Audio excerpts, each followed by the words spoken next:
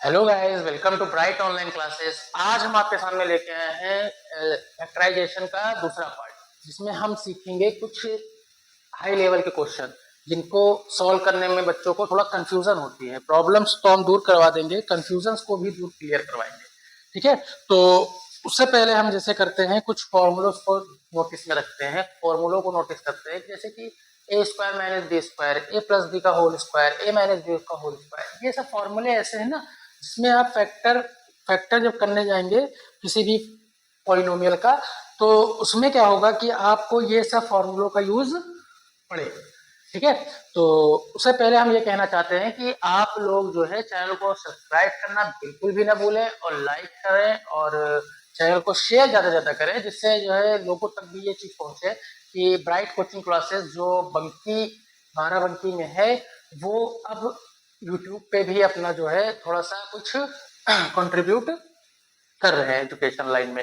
तो अगर हम आज का पहला टॉपिक देखें तो क्वेश्चन है 144 ए स्क्वायर 144 ए स्क्वायर माइनस। डायरेक्टली हम बड़े क्वेश्चन से शुरुआत करेंगे। छोटा क्वेश्चन जो कि हमने अपने पहले पार्ट की वीडियो में बताया हुआ है, सारे छोटे क्वेश्चन डिवाइड मल्टीप्लाई वाले फैक्टर प्लस पॉलिनोमियल को मल्टीप्लाई करके तब फैक्टर करना, इन सब चीज़ों को पूरा क्लियर किया हुआ है। तो आप अगर अभी नए हैं चैनल पे तो उस वीडियो में आप जा सकते हैं और उसको देख सकते हैं। ठीक है, तो आते हैं हम अगर इस टॉपिक पे, तो 144 ए स्क्वायर माइनस 289 बी स्क्वायर। अब देखिए इन तरह के क्वेश्चन को कैसे करते हैं ना, तो 144 289 का एचसीएफ होता है कुछ, एचसीएफ अगर इनका निकालेंगे तो 1 आएगा ना, ए स्क्वायर और बी स्क्वायर कॉमन है। अब क्या करेंगे, अब हम करेंगे क्या, अब यहाँ पे हम देखेंगे कि क्या दोनों के साथ स्क्वायर टर्म है, यहाँ भी स्क्वायर यहाँ भी स्क्वायर है। ठीक है, तो करेंगे क्या कि देखेंगे क्या ये 144 किसी का स्क्वायर तो नहीं लिखा हुआ है। अगर स्क्वायर आपने नहीं आता है तो आप स्क्वायर रूट वाली वीडियो में जाके स्क्वायर रूट और स्क्वायर को क्लियर कर सकते हैं अपने आप को। ठीक है, तो 12 का स्क्वायर लिखा हुआ और इस ए को ऐसे लिख देंगे, और ये लिखा हुआ है 12 ए का होल स्क्वायर, 12 ए का होल स्क्वायर। अब याद आ रहा होगा 289 जो होगा वो 17 बी का सर स्क्वायर होगा। क्या होगा, ये याद आया आपको? अब ये याद आया तो ये भी याद करिए, ये ए स्क्वायर लिखा हुआ, ये बी स्क्वायर लिखा हुआ, दैट्स मीन यहाँ पे फॉर्मूला लगेगा a square minus b square is equal to a plus b into a minus b. That's mean 12 a plus 17 b और 12 a minus 17 b, a plus b a minus b. बस a की जगह पे आपको 12 ए और B की जगह पे आपको 17 बी सब्स्टिट्यूट करना है। फॉर्मूला आपका वही है जो आपने किया है, आपका आंसर आ जाएगा। ठीक है, next.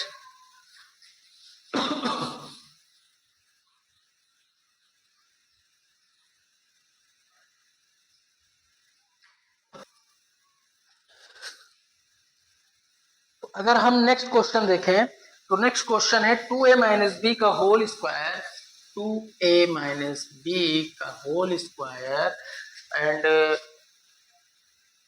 Minus 16c square, minus 16c square. अब इन क्वेश्चंस को कैसे करेंगे? अब इस क्वेश्चन को भी सेम वही तरह, देखो एक तो स्क्वायर का टर्म हमको दिया ही हुआ है 2a माइनस बी का होल स्क्वायर। इसको हम क्या लिख सकते हैं, इसको हम लिख सकते हैं 4c का होल स्क्वायर लिख सकते हैं। 16 किसका होता है, 4 का, और ये c square, a square minus b square. ए हमारा पूरा पूरा 2a माइनस बी है प्लस 4c, और 2a minus B minus 4c, ये इसके क्या हो गए, फैक्टर हो गए। a plus B, a minus B, ये इसके क्या हो गए, फैक्टर हो गए। ठीक है, नेक्स्ट तरह का क्वेश्चन अगर हम देखें, नेक्स्ट क्वेश्चन है, अब देखिए इस क्वेश्चन में आपको स्क्वायर नहीं दिया होगा, x की पावर 5 माइनस 16x3। इस क्वेश्चन में आपको पावर देखिए स्क्वायर नहीं दिया, 5 और क्यूब दिया है। अब यहाँ पे हम क्या करेंगे, यहाँ पे आपको कंफ्यूज नहीं होना है सर यहाँ पे क्या करेंगे, x की पावर 5 का तो कोई फॉर्मूला भी नहीं पढ़ा है, x क्यूब पर जो पढ़ा है वो तो अलग ही होता है। तो यहाँ पे क्या करना है आपको, यहाँ पे थोड़ा सा माइंड को एकदम शार्प रखिए। यहाँ पे क्या करेंगे, पहले हम पहले वाला मेथड लगाएंगे, फैक्टर निकालना। एक्स क्यूब दोनों से एक्स क्यूब ले लेंगे कॉमन, यही तो किया था, लीस्ट फैक्टर लीस्ट पावर को क्या लेते थे बाहर, लीस्ट पावर को क्या कर लेते थे बाहर, तो बाहर कर लिया एक्स क्यूब को, क्योंकि 5 बड़ा है कि 3, 5 बड़ा है तो छोटा कौन हुआ 3 को क्या कर लिया बाहर। अब जब यहाँ से 3 बाहर हो गया तो एक्स स्क्वायर बचा और यहाँ पे क्या बचा 16 बचा, यहाँ क्या बचा 16 बचा। अब अगर आगे देखें ए स्क्वायर और इसको हम लिख सकते हैं 4 square, that is x square minus 4 square, a square minus b square, formula लगाएंगे x cube x plus 4 x minus 4, x plus 4 x minus 4, तो ये क्या हो गया इसका आंसर हो गया। ठीक है, तो यहाँ पे कंफ्यूज नहीं होना है और डरना बिल्कुल नहीं होना है। ठीक है, तो इसको क्या कर लेंगे इस तरह फैक्टर कर लेंगे। नेक्स्ट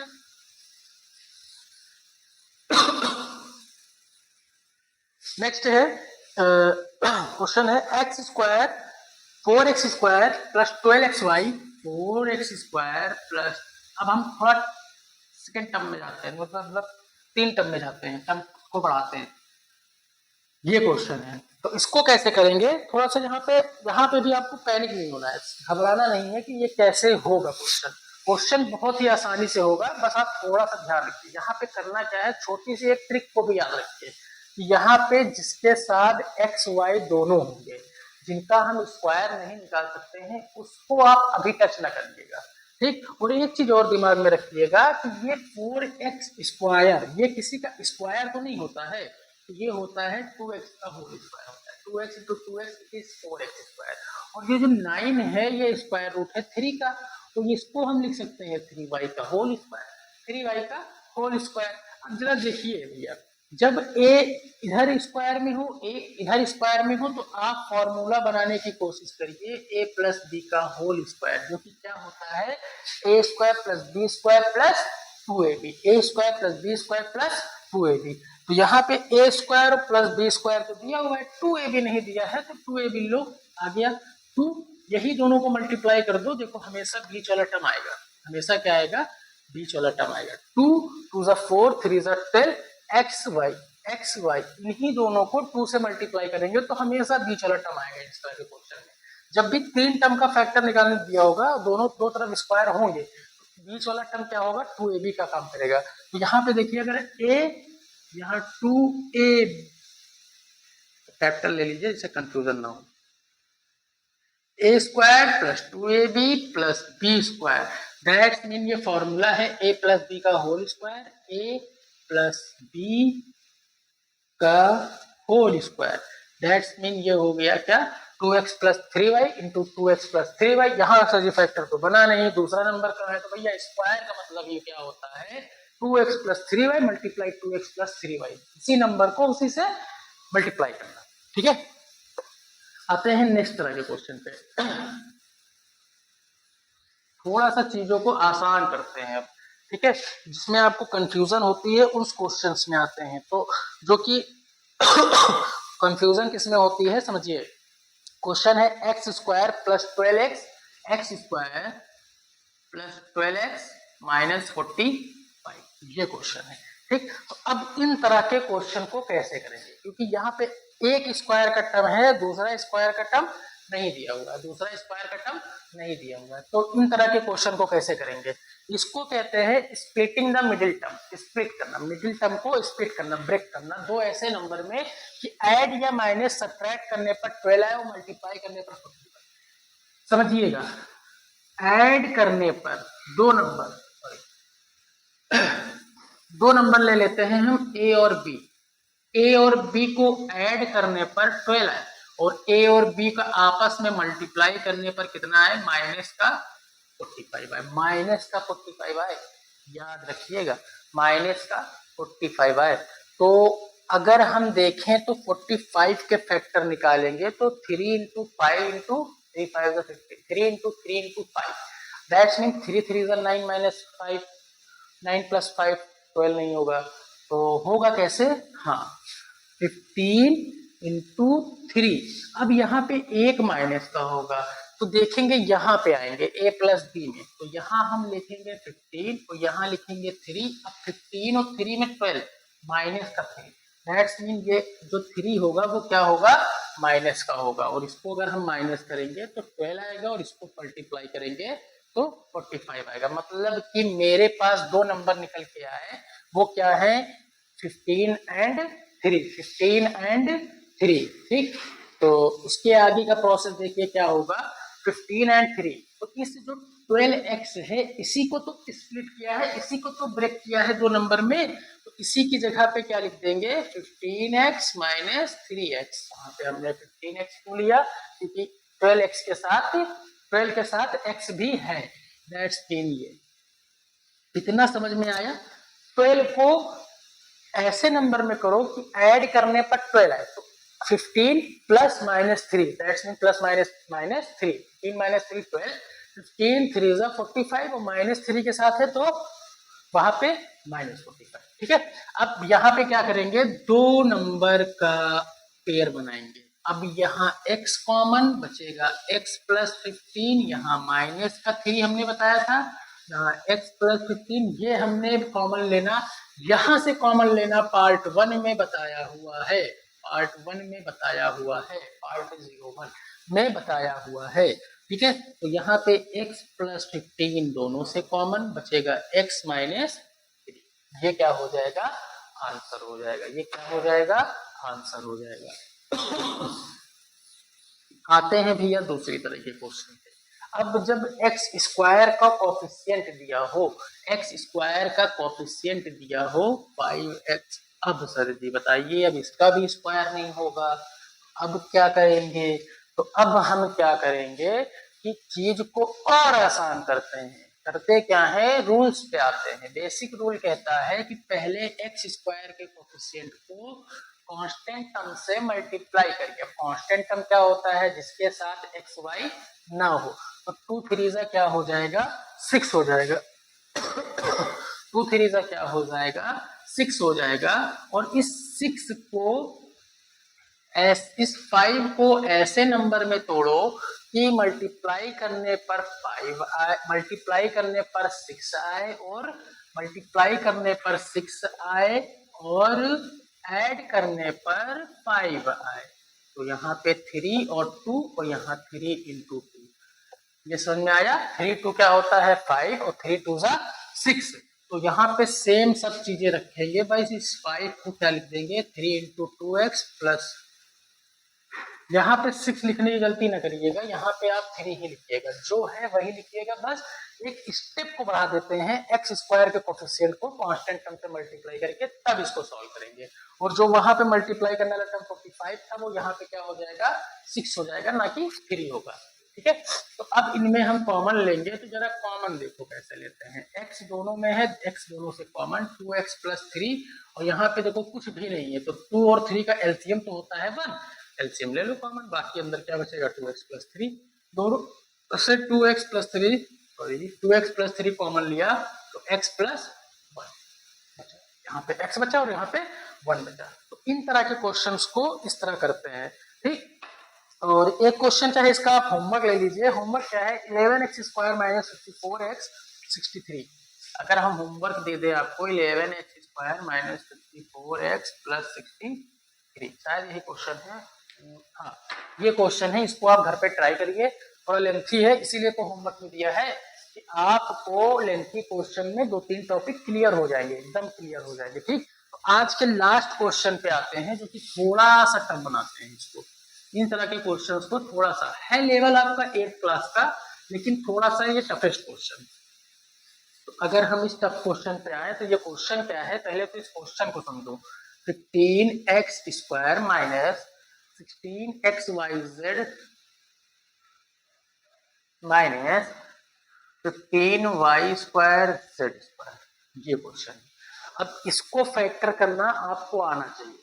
कैसे करते हैं, बस बेसिक ना भूलिएगा, क्वेश्चन कुछ भी हो, कुछ भी हो, बेसिक ना भूलिएगा। यहाँ पे आप एक्स स्क्वायर का कोफिशिएंट देखिए क्या है, एक्स स्क्वायर का कोफिशिएंट 5 है, एक्स का कोफिशिएंट क्या है 16yz है, और कांस्टेंट टर्म क्या है ये, कांस्टेंट टर्म क्या है ये। तो सबसे पहले हमने क्या सीखा है कि एक्स स्क्वायर के कोफिशिएंट को कांस्टेंट टर्म से मल्टीप्लाई करें। तो 15 को -15y² z² से मल्टीप्लाई करेंगे तो आएगा 225y² z², वो भी माइनस का आएगा।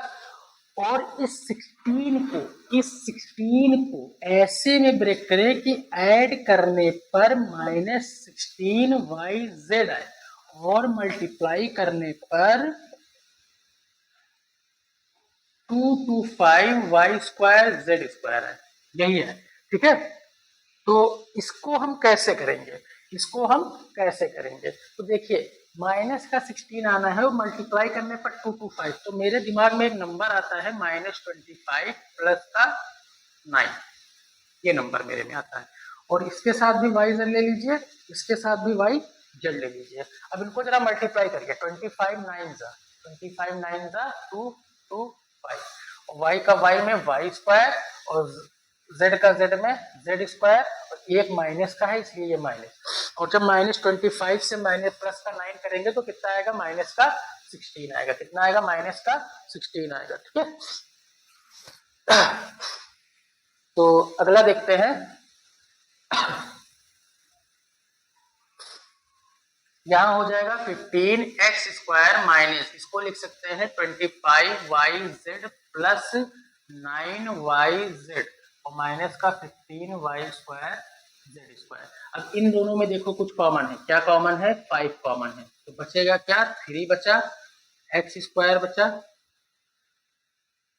यहाँ पे x भी था, x भी कॉमन है, तो यहाँ x बचा 3x, यहाँ पे भी x ले लो। ठीक है, x भी तो है, तो 3x बचा और माइनस का 5 yz बचा प्लस 3 कॉमन लिया, यहाँ बचा 3yz कॉमन लिया, 3yz कॉमन लिया, 3yz 5 टेबल में, 3 के टेबल में 15 गया था, 3 के टेबल में ये, तो यहाँ बचा x, 3x माइनस 5yz, कितना बचा, ठीक, क्योंकि एक ay और एक z हमने निकाल लिया, तो कितना बचा, एक y और एक z, और 3 के टेबल में 15 बार था, ये तो हमने कॉमन लेना बताया है। 3x minus 5yz, 3x minus 5yz, 3x minus 5yz common ले लिया, बचा क्या, 5x प्लस 3yz, ये क्या हो गया, इसका फैक्टर हो गया, ये क्या हो गया, इसका फैक्टर हो गया। तो इस तरह के क्वेश्चंस को इन तरह करते हैं। और यहाँ पे क्या होता है, फैक्टराइजेशन के सारे क्वेश्चन आपके क्या होते हैं, कंप्लीट होते हैं, क्या होते हैं, कंप्लीट होते हैं। इसके बाद जो है आप फैक्टराइजेशन की अपने बुक्स में एक्सरसाइज लगाइएगा, अच्छे से प्रिपेयर करिएगा। RS अग्रवाल, RD शर्मा और जो भी बुक्स आपके यहाँ चलती हैं इनको प्रैक्टिस करिए, RS अग्रवाल को प्रैक्टिस करिए, RD शर्मा को प्रैक्टिस करिए, क्लास 8, क्लास 7, क्लास 9, इन सब बुक्स को प्रैक्टिस करिए और फैक्टराइजेशन के चैप्टर को एकदम अपने आप में क्लियर कर लीजिए। ठीक है, और अगर आपको वीडियो पसंद आई हो तो लाइक करना बिल्कुल ना भूलें और चैनल को सब्सक्राइब करें, ज़्यादा से ज़्यादा शेयर करें अपने जो भी लोग हैं आपके जानने वालों में पढ़ाई की लाइन में जुड़े हुए हैं या अदर्स में हैं, उनको उनसे सब्सक्राइब कराइए। सब्सक्राइब कोई भी कर सकता है, बस वीडियो वो देखें जो आपके इस लाइन से जुड़े हुए हैं, एजुकेशन लाइन से 6, 7, 8, 9 क्लास, और उसको आप अच्छे से समझिए। जो भी कंफ्यूजन हो आप हमारे व्हाट्सएप नंबर पे या फिर आप कमेंट बॉक्स में कमेंट करिए अच्छे से, और उन कंफ्यूजन पे क्वेश्चन को आपको बताया जाएगा। केवल इतना ना लिखिए कि सर जी क्वेश्चन कब कराएंगे आप उन क्वेश्चन जो तो आपको कंफ्यूजन हुई है, जहाँ पे हुई है उसका फोटो खींच के हम अपना व्हाट्सएप नंबर आपको देते हैं, उस व्हाट्सएप नंबर पे आप उन फोटोज को भेजें, उसको कंफ्यूजन पे आप अंडरलाइन करें या गोला कर दें, यहाँ पे मुझे नहीं समझ आ रहा, तो उन डाउट्स को इकट्ठा कर रहे हैं अभी हम, इकट्ठा करके तब आप तब बनाएंगे। मुझ तक तो कोई भी ज़्यादा क्वेश्चन आए नहीं है, 8-10 क्वेश्चन है, तो 8-10 क्वेश्चन में फिर वो डाउट्स की वीडियो लाने में फिर वो समझ नहीं आएगा आपको। तो डिफरेंट टॉपिक जो कि आपको न समझ में आया हो, तो जितनी भी अभी तक वीडियो हम लोगों ने बनाई है जिन टॉपिक्स पे, उनको आप क्लियर करिए। ठीक है, तब तक के लिए धन्यवाद।